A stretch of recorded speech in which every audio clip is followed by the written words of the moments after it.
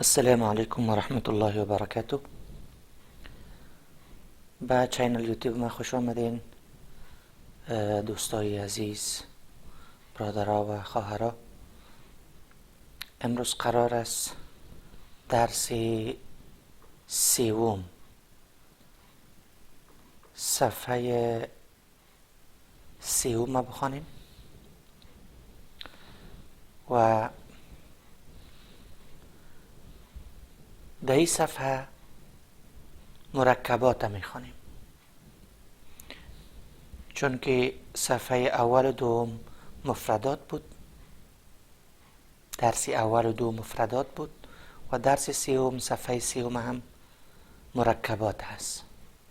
مرکبات یعنی چند حرف یک جا نوشته شده و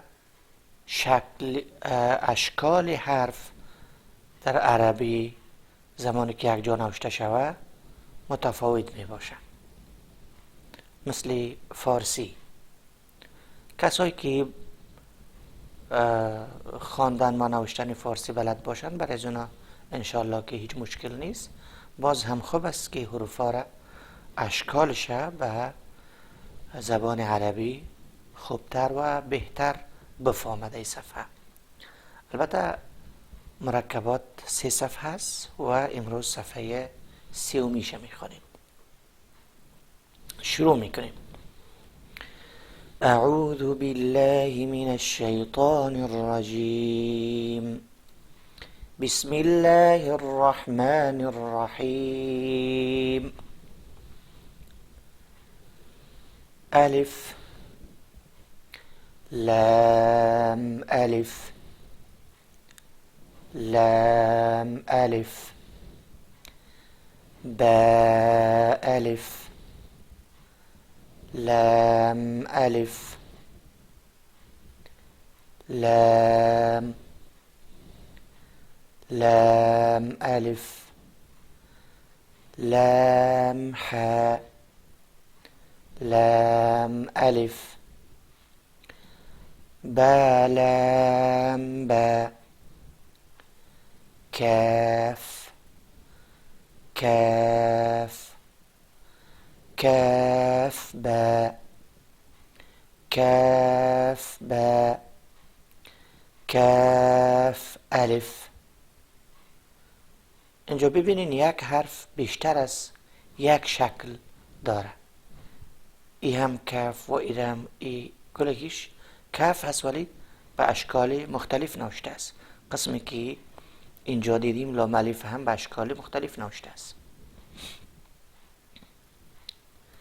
کاف الف با کاف تا تا کاف ثا با تا ثا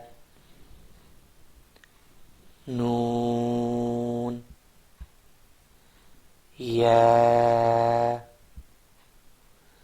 با الف نون الف تا الف یا الف ثا الف با سین یاسین نون سین تا سین ثا سین ثا جیم. اگر ایره ثا جیم بگیم اشتباه هست، چون که صدای ثا خاص به زبان عربی متفاوت از سین است. ثا جیم تا حا. آلی ویدیو را استارت کرده یک بار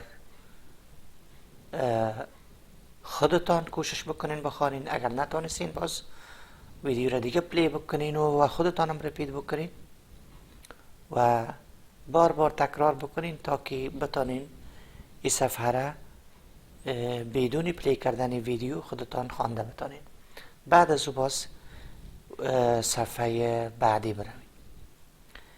امروز درس ما قبس است و به خاطر حمایت از ما و صفحه ما را سابسکرایب بکنین و زنگوله را فشار بتین تا که ویدیوهای جدید بر شما تهیه شود. السلام علیکم و رحمت الله و برکاته.